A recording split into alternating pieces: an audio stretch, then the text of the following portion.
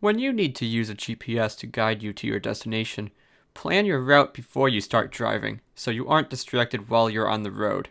Whether you are using your phone or a separate device for GPS, it is best to place the device at eye level so you don't have to completely take your attention off the road. In 1,000 feet, turn right onto Johnson Road. Use voice directions to minimize time spent actually looking at the GPS.